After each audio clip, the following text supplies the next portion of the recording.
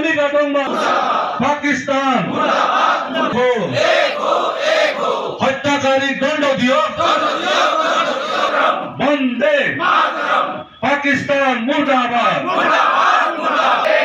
সনাতনী হিন্দু এক হো কার্যকর্তা বন্ধু আমি সবেই ইয়াত গোট খাইছো ধ্বনি দিছো এই ভাৰত মাতা হিল বালি মাটি এই জীৱমান অস্তিত্ব এই আকাৰ অখণ্ড ভাৰত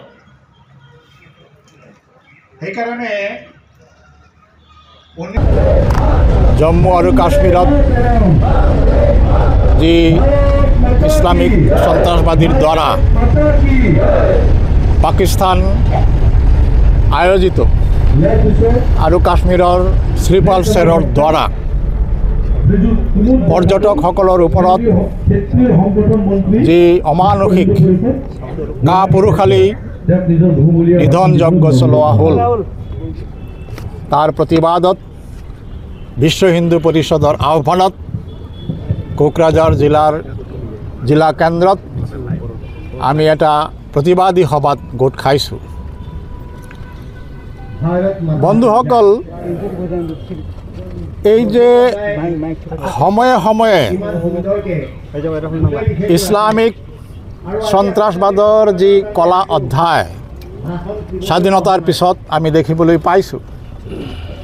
পাকিস্তানে ভাৰত আক্ৰমণ কৰিছে, কেইবাবাৰো কৰিছে, প্ৰত্যেকবাৰেই পাকিস্তান পৰাজিত হৈছে, কিন্তু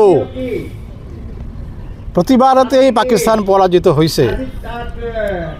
আৰু পৰাজিত হোৱাৰ পিছত তেওঁলোকে কি কৰিছে, চুক্তি কৰিছে নেহৰুৰ লগত, নেহৰুৰ লিয়াকত চুক্তি, ভুট্টোৱে ইন্দিৰাৰ চিমলা চুক্তি কৰি পেলাই তেওঁলোকৰ যে পৰাজয়, সেই পৰাজয়টো তেওঁলোকে বাধা দিবলৈ সক্ষম হৈছে। কিন্তু যশস্বী প্ৰধানমন্ত্ৰী নৰেন্দ্ৰ মোদী ভাৰতৰ শাসনভাৰৰ ভাগজুৰি লোৱাৰ পিছত তেখেতৰ দৃঢ় পদক্ষেপৰ জৰিয়তে দীৰ্ঘদিন কোনো ধৰণৰ আতংকবাদী আক্ৰমণ হোৱা নাছিল। যশস্বী প্ৰধানমন্ত্ৰী নৰেন্দ্ৰ মোদীয়ে তেখেতৰ কৰ্মদক্ষতাৰ জৰিয়তে ভাৰতবৰ্ষৰ যে অৱস্থা, বিশ্বৰ এটা নায়ক হিচাপে তেখেতে পৰিগণিত হৈছে। ভাৰতৰ সামৰিক, ভাৰতৰ আৰ্থিক সকলো দিশতে ভাৰতবৰ্ষ বিশ্ব নেতৃত্বৰ পৰ্যায়লৈ গৈছে। সেইকাৰণে আতংকবাদৰ যে মূল মন্ত্ৰ সেইটো হ'ল যে অৰাজকতাৰ সৃষ্টি কৰা, অৰ্থনৈতিক অৱস্থা দুৰ্বল কৰা, বিৰুদ্ধে যুদ্ধ কৰাৰ কাৰণে জন্ম। আৰু তেখেতসকলে তেখেতৰ যে কাৰ্যসূচী সেইটো পেহেলগামত তেখেতে দেখুৱাই দিলে। তাৰ প্ৰতিবাদত গোটেই বিশ্ব ভাৰতৰ কণ্ঠত কণ্ঠ মিলাইছে। আৰু আমিও বিশ্ব হিন্দু পৰিষদৰ আহ্বানত কোকৰাঝাৰত গোট খাইছোঁ। বন্ধুসকল, আমি মনত ৰাখিব লাগিব ইছলামিক আতংকবাদৰ মূল মন্ত্ৰ কি? ইছলামিক আতংকবাদৰ মূল মন্ত্ৰ হ'ল মুল্লাত আৰু কুফেৰ বা কাফেৰ। মুল্লাত মানে কি? সকলো মুছলমান ভাই। কাফেৰ মানে কি? অমুছলিমসকল কাফেৰ, তেওঁলোকৰ শত্ৰু, তেওঁলোকক মাৰিব লাগে, কাটিব লাগে, হত্যা কৰিব লাগে।